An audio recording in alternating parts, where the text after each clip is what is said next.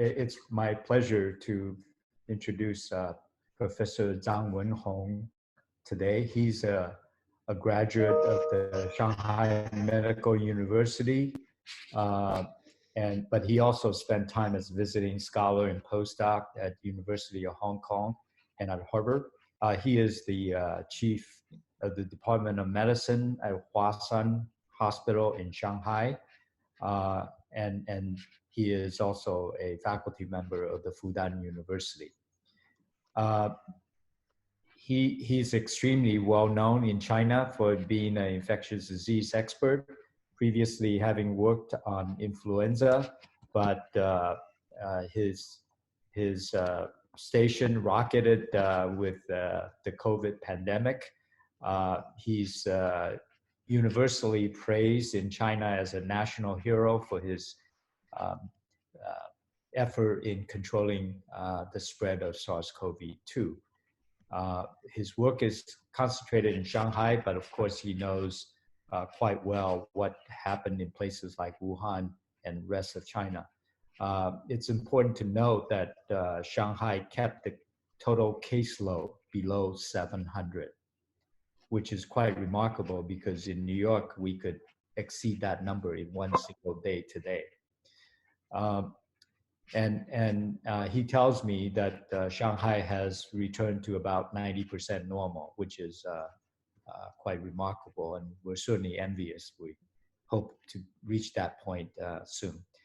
So a couple of weeks ago, I asked Professor Zhang to share with us his experience, commenting on Shanghai and perhaps Wuhan, but just anything he thinks is valuable to us.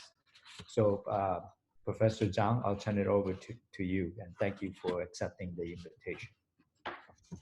Okay, thank you, Professor Hu, and it's my pleasure today here to share some view of my experience in Shanghai, and also I will show the facts of the COVID-19 epidemiology in China.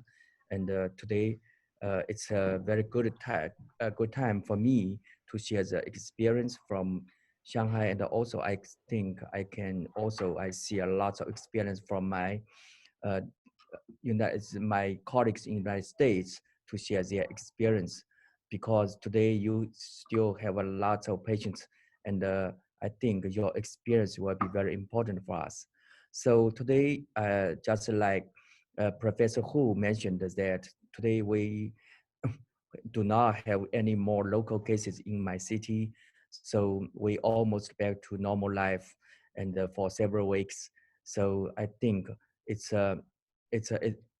today it's really a very special time that we know that the COVID is still now today in the epidemics around the world. So therefore, we still face a great challenge in the future. So whether storm our choices at the different crossroads, I think it will be very different. So therefore, firstly, I just want to share the experience in China.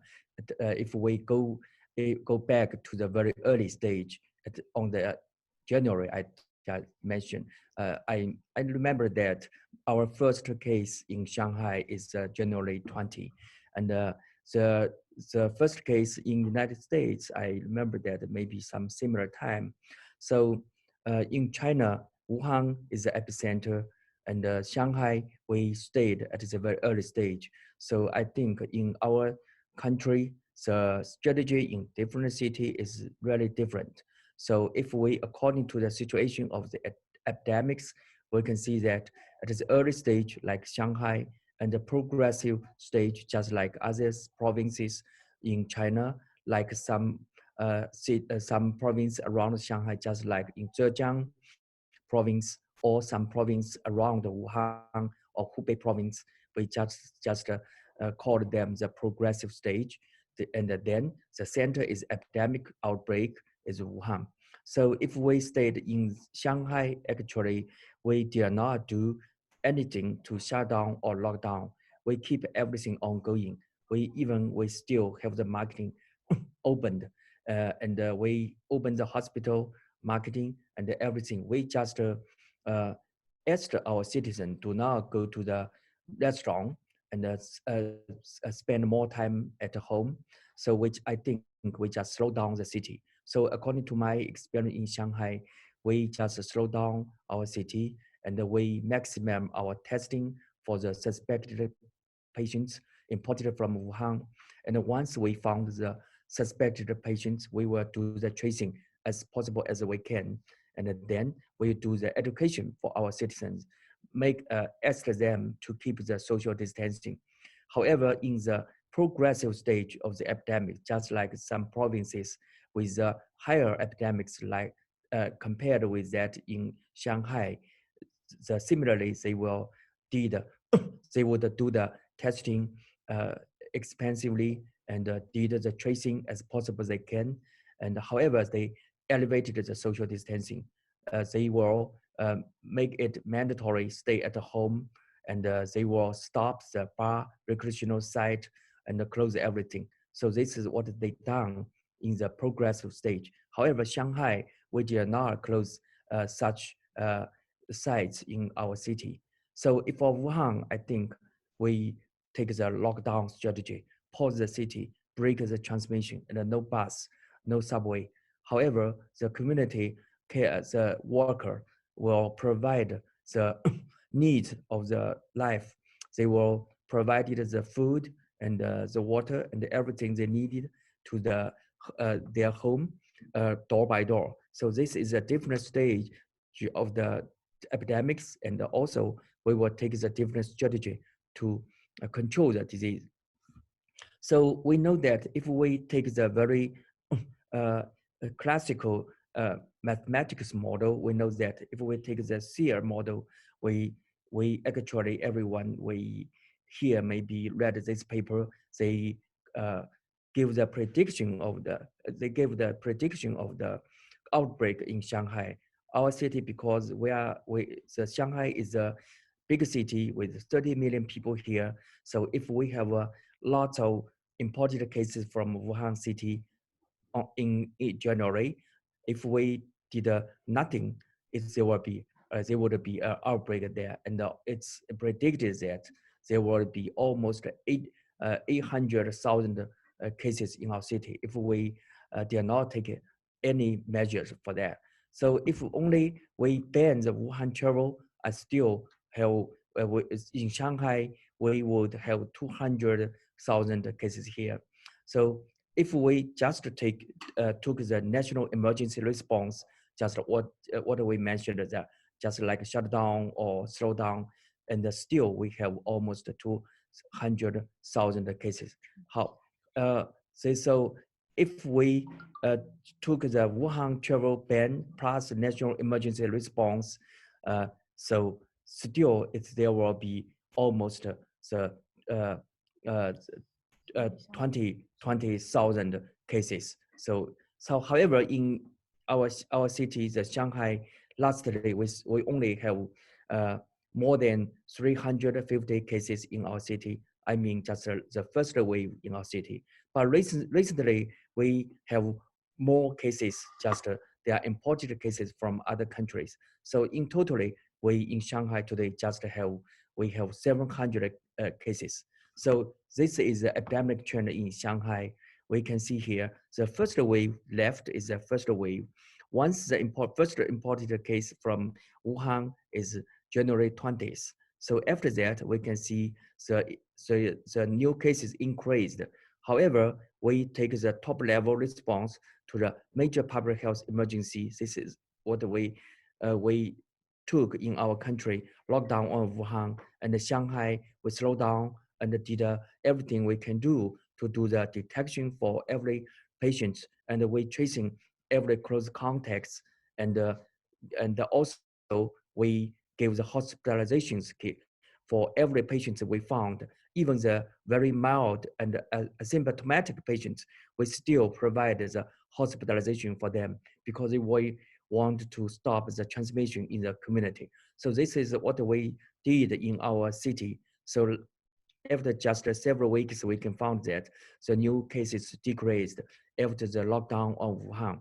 Because China, this time, we locked Wuhan very strictly, and actually no more cases ported from Wuhan to our city, I think just after the February. So after that, we can see that at the end of February, almost no local cases in our city.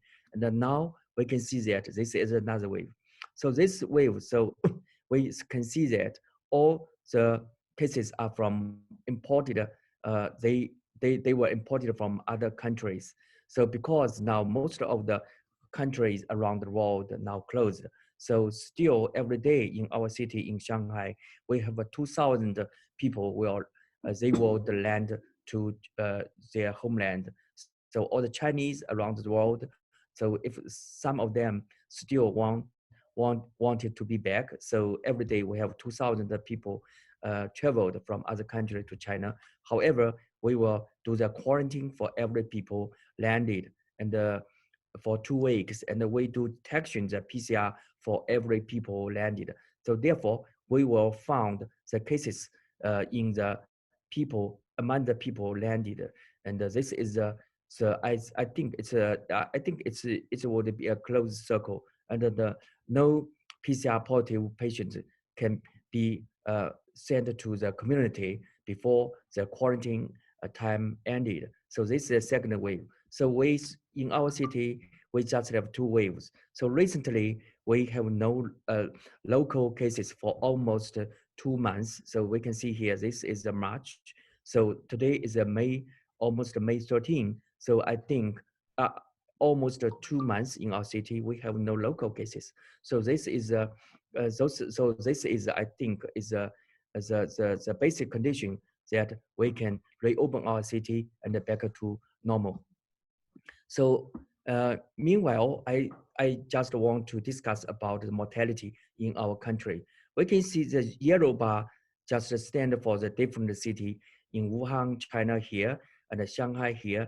We can see here the mortality in Wuhan is much as higher and is a little higher than that in the United States, and Germany a little lower, and South Korea lower, and Shanghai, but Singapore is better, the best. So I just want to compare the mortality among Wuhan and Shanghai. I want to just want to find the reason what caused the high mortality in Wuhan but lower mortality in Shanghai. So, so if we analyze the impact for the mortality rate, we can see that successful control of the epidemic to prevent healthcare system overwhelming is, I think, it's the most important. So meanwhile, I think the strengthening the testing on asymptomatic mild patients, still it will increase the overall infected population by lower mortalities. So so I think if we have more asymptomatic and mild patients, we still, I think we have the we still can lower the mortality, because the highest dangerous people, the number, so the ratio is decreased. So if we did the different statistical analysis method, for example, whether nursing home or people dying at home were calculated, I think it still is a little difference.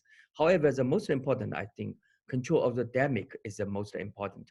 So here, if we see this is the total reported cases among different countries, we can find here in Wuhan, there's more than, now we can see 60,000 cases in Wuhan, but only now today in Shanghai, only 600, more than 600.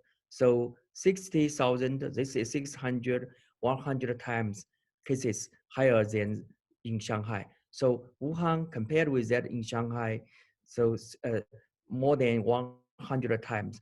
So in Shanghai reported 338 local cases. Now today, now we more than 300 imported cases as to May 12th.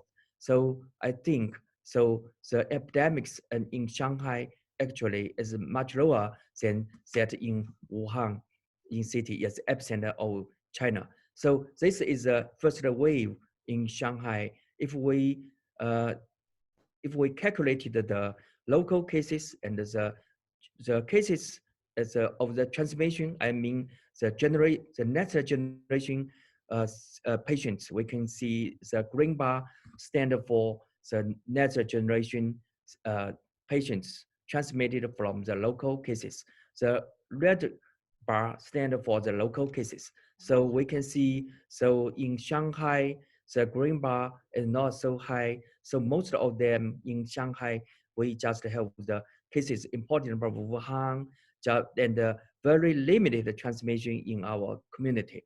So I think our experience in Shanghai, we just did the very strict the tracing for every close contact, and we found every close contacts in our city, and I think we stopped the local transmission in our city.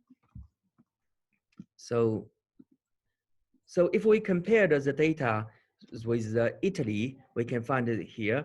The red bar very low here, it just stands for the local cases in Italy, but the gray bar is imported, and the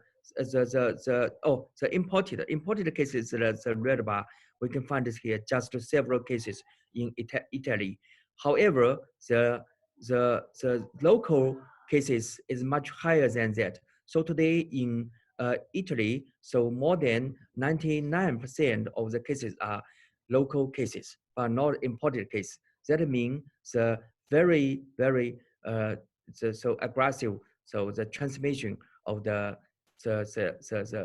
disease in the Italy is, so I think we can see that it's totally different than what we take the strategy in Shanghai. So why we did so strict strategy in Shanghai? Because I compared the beds in China. So this is the beds number in Shanghai, not so high compare other city, just like Germany and Korea. But if we compare the ICU beds uh, in the world per capita, we can find that in China, the ICU beds, the per 100,000 here is not, we can see here is not so high, just less than 4 per 100,000. And we can United States, Germany, Italy, and South Korea, Spain is much higher than that in China. So therefore, we have a great concern about if we have a great epidemics in our city. Actually, we are worried about the high mortality in our city because we did not have so many ICU beds for that. So in Shanghai, we can find that the healthcare resources expansion may be required if we have the epidemics. So therefore, we did a very strict control of the disease in the take a very early prevention. So only 300, less than 400 local cases, and the healthcare resources not overwhelmed at the first stage in our city. So during the first stage in our city, we only have less than 400 cases here. Our medical resources, I think, is enough. However, comparatively, we can find that in the epidemic center in Wuhan, more with local cases, we know that almost today more than 50,000. Today we know that more than 60,000 local cases. The healthcare resources are overwhelmed there. Mortality rate skyrockets in the early epidemics. So therefore, after the skyrockets in the early epidemics of the mortality, so at the end of January, all the doctors from the other cities in China, we went to Wuhan to help them to control the disease. We opened the shelter, the Fanta shelter, temporary hospitals. We expanded the beds, the ICU beds to decrease the epidemic there. So we can find here, it is mid-January, we can find this is a Wuhan for the beds for the COVID, only 2,000. I mean, these 2,000 beds only that can be used as a quarantine for patients. So the hospital beds suitable for COVID, not so many. Even the initial hospital beds around Wuhan, totally 15,000. However, only 2,000 for that can be used for infectious disease for quarantine. However, at the mid-March, the city will we expanded the medical resource and the beds for quarantine the patients now expanded to almost 35,000 beds. So it's several, I think it's much better than the 2000. So the critical care beds now expanded to 6,900. And the hospital beds suitable for COVID now almost 20,000. There's a Fanta shelter and provided the 700 to 7,200. So this is a figure that we can find that in Wuhan. If there's an outbreak there, we have to expansion the beds in the city.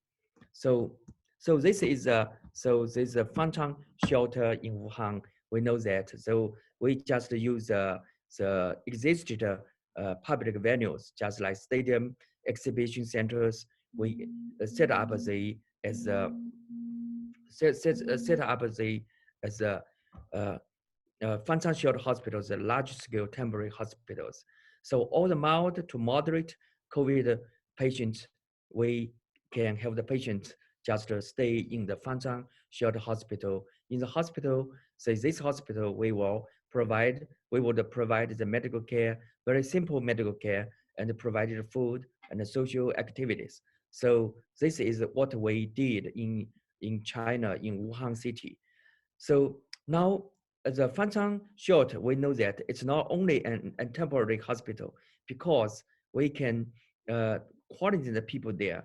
So we can have all the laboratory confirmed cases in Fanta because we know that in Shanghai, almost 70%, and I mean in Wuhan, almost 70% of the cases are from the family.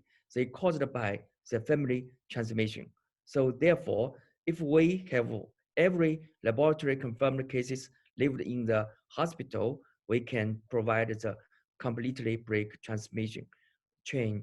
We can break the transmission chain completely in Wuhan. So the efficient execution from central government, I think it's very important because the government, they can provide the life needs and provide the medical care. And actually, the doctors from Shanghai, so lots of doctors in Shanghai and the other cities, we went to Wuhan, help them. So meanwhile, we did a lot of education for the citizens, let them knew that what we want to do. So this spot, every spot just stand for a Fanta hospital. The biggest one have the beds, almost more than 1,600 beds in the biggest Fanta hospital. So conclusively, we can find that the strategy for COVID-19 defense in Shanghai, so we stayed at a very early stage of the disease. We have the three measures. Government did what they can do at the medical facilities in our hospital and all other hospitals. We just did the detection as possible as we can.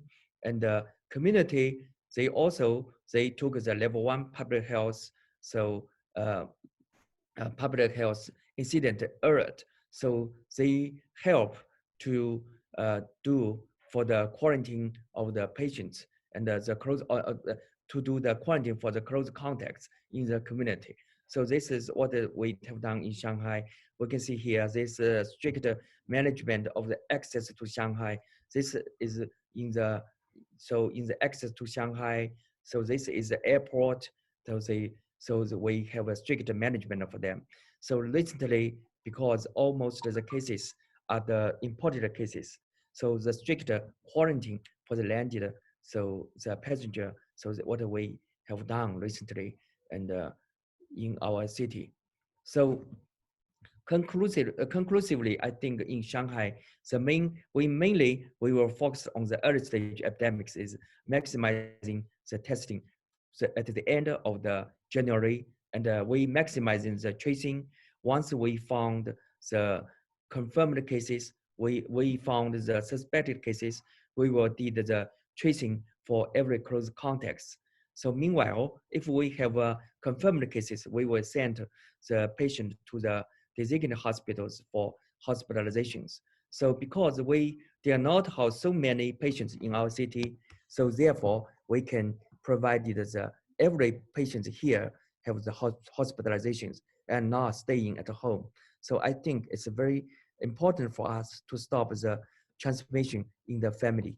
And meanwhile, of course, we can stop the transmission in the community. So recently, just I mentioned that in our city, because we almost back to the normal life. However, I think we still face the great challenge of the imported cases. What we will do in the near future, I think we first overall, we should have network. So we have a network of almost 400 fever clinics or all the fever sentinel hospitals. And we will did every nucleic acid for every suspected cases. And if the case is confirmed, we will do the contact tracing for all from confirmed cases. And I think this is the strategy what we took in the first wave of the imported case from Wuhan.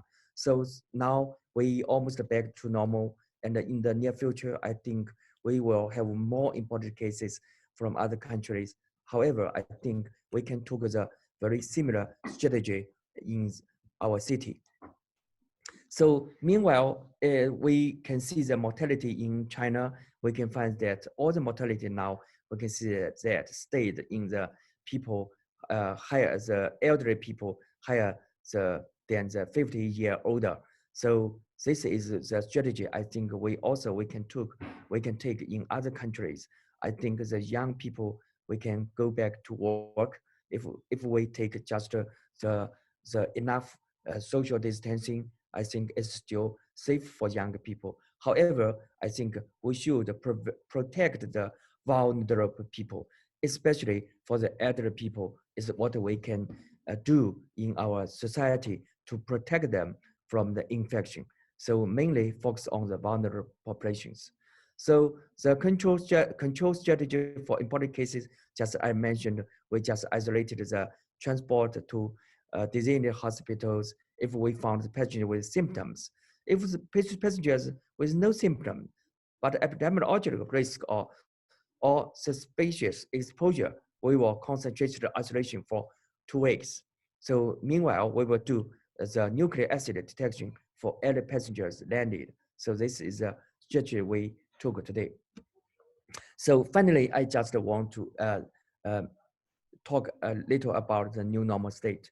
So just like the Professor Fossey said, I totally agree with him that when we get back to normal, we will go back to the point where we can function as a society.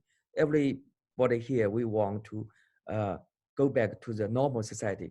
But if you want to go back to the pre-coronavirus, that might not ever happen in the sense that the threat is there. So I think today, so maybe long-termly, we still will face the challenge of the imported cases.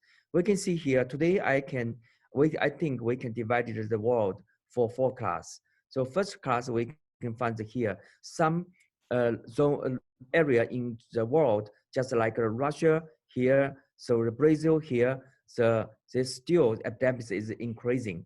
And in United States, we can see here some in the plateau. So just stay there. So this is United States. However, in some countries, just like in European countries, we can find they are decreasing. The trend is reduced recently. However, in some Eastern Asia countries, like in Korea and Japan and China, we can find it. We just now stay very low cases, local cases in our countries. We just want to prevent another epidemics after we reopen the whole world. So this is the status of the world today. So in the future, I think the challenge exists as the world reopen, as the business and the society. The COVID is not going away, but we need to restart. I know that. However, just I heard that from the scientists from United States. We know that the vaccine may be launched next year. However, we do not know the efficacy of the vaccine. So in the short term, the eradication of the virus is impossible. So we have to live with the virus and restart our world. So what we can do in our new normal life, today in China. So in the whole country today, as still not so relaxed, because today we have almost 6 cases from Wuhan and several cases from the northeastern province in China.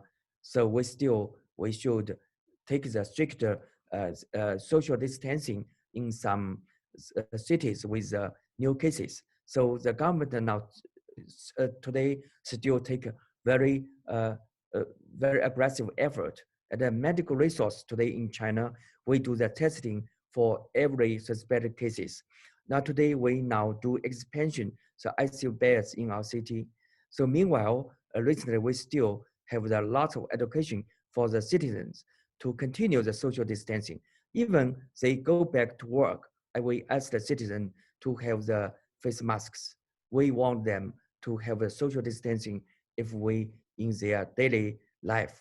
However, the restaurant now is open and the marketing now is open, but the face masks now still is demanded. So in the school, in the public, so in this is the current status in our city in China. So this is what is the situation in China. So I think in the Dr. future. Zhang, we're running a little bit over time, so. Oh, okay. Okay, I think just several slides and soon. So Sure. Okay, this is the last slides. Okay, last slides. So I in the future, what we need, I think, so still we will do more detection and tracing, and we should fight the wisely, toughly, and with the solidarity. So this is what I want to share. So thank you very much. Yeah.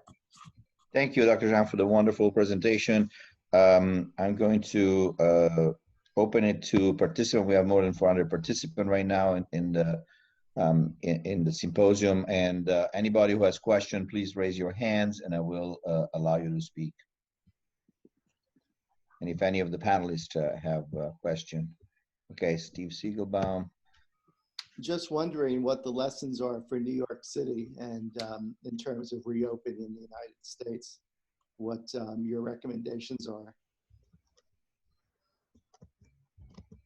Okay, and New York, I noticed that now the trend is decreased, and but still every day they still have a lot of new cases. So actually, according to my experience, if we reopen the New York, it will be have the rebound there. However, I think is what kind of the rebound, we cannot predict it. So therefore, my suggestion for that is just to one side we just I think keep the social distancing after going back, just like take the face masks, even maybe you do not want to do that. However, it still works, and keep the social distancing as possible as we can. Even, of course, we have a lot of work to do as we have to do that. However, I think the young population is still safe in New York. However, I think the other side, we have to protect we have to protect the elderly people and keep the, meanwhile, I think we should keep the epidemic within the healthcare capacity. So this is the most important, because we are glad to see that now the medical capacity is much better than before. So I think what kind of the social distancing we can take is just according to the medical capacity, depend on that. Okay, this is my opinion, yeah. Neville? Yes, I was wondering if you could comment on the role of surveillance of asymptomatic patients. It appears that in Wuhan and Shanghai, the epidemic was controlled without any screening there. So for the asymptomatic, actually, I compared the data from Wuhan and Shanghai. Recently, so I have some data. I noticed that in Wuhan, almost 2,000 asymptomatic patients there. And today we found that 6 patients, we can find that they developed from asymptomatic cases. So actually today, we do not know how many asymptomatics in Wuhan city. So today, the government, they make a decision. They will do more surveillance with the PCR for the citizens in the in the community with high epidemics. So in the community with several cases, they did the PCR detection for every citizen there. So this is the status recently in Wuhan.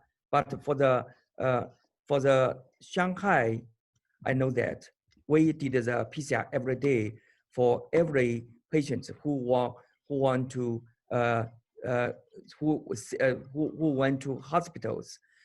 We in my hospital, we did the PCR for every patient here in the world, almost 300 to 500, but no asymptomatic cases found in our city. So according to my experience, the asymptomatic cases almost it will be accompanied by the symptomatic cases. So if we have lots of symptomatic cases, I would think that it should be have a symptomatic case there. So in Shanghai, actually, I do not see any asymptomatic cases in my city. However, in the future, we will keep the surveillance in all the hospitals in Shanghai. Today in Shanghai, all the hospitals do the PCR every day for all the patients in the ward. Dr. Zhang, have you seen cases of COVID-related children multi-organ inflammatory disease? This seems to be something that is now emerging as a very serious threat to children's health.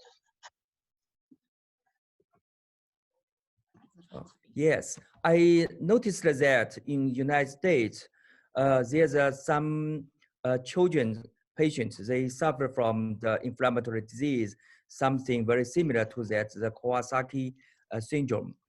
However, in Shanghai, we almost have more than 80 children patients here. We did not see any similar Kawasaki syndrome like that happened in the United States. So I think maybe it's something it's related with inflammatory response for the disease. However, in China, we have very limited children cases here compared to the United States. So I think maybe in the future, we will find more similar cases in China. But today, we did not find some similar cases here. Yeah. I have one question myself. So do you think that actually wearing masks and washing your hands frequently is sufficient to keeping the RO number below 1 in case, for instance, the city is reopened to regular business, as long as these measures are observed and not just disregarded? Do you think that that is a set of sufficient criteria to be able to prevent the infection rate going above 1? So actually, according to our experience in China and also other countries in the Eastern Asia, I think that if we take the face mask, it's really we can strengthen the social distancing. However, I noticed that almost the cases now from the family transmission.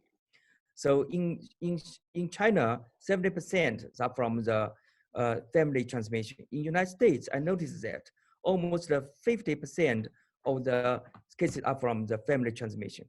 So the face masks and the washing hands, I think no work for the family transmission. So I think in United States also I noticed that the nursing home, I think in China, you know that we do not have so many nursing home. So it's really different from United States and China. For the United States, I think maybe the face masks in the family transmission no work.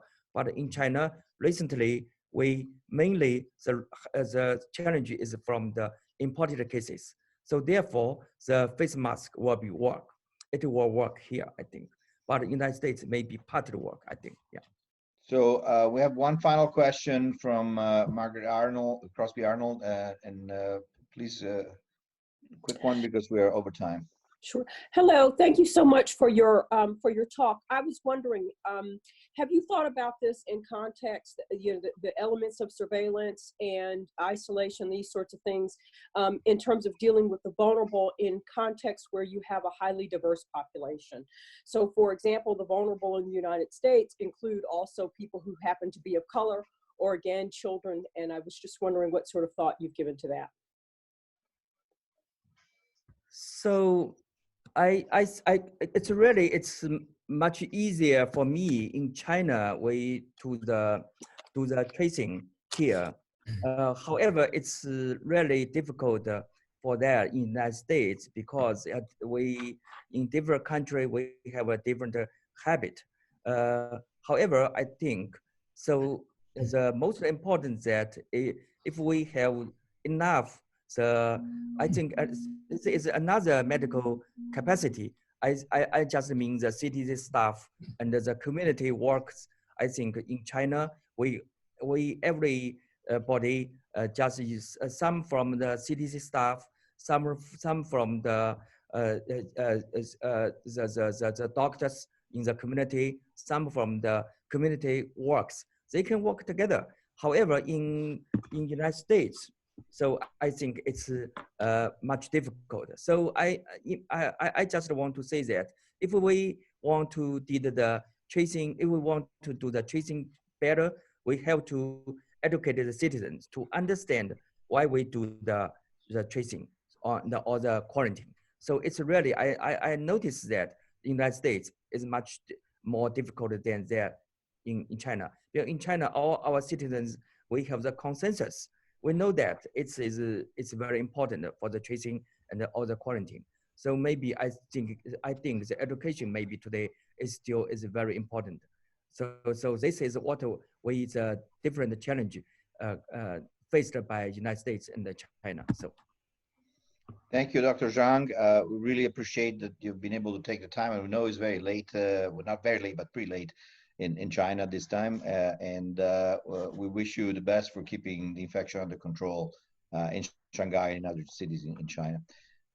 As we had told you, we will now disconnect you because of the confidentiality nature of the next talk, but really appreciate your ability to participate. Thank you very much. Thank you very much. Thank you very much. Bye-bye. Yeah. Bye-bye.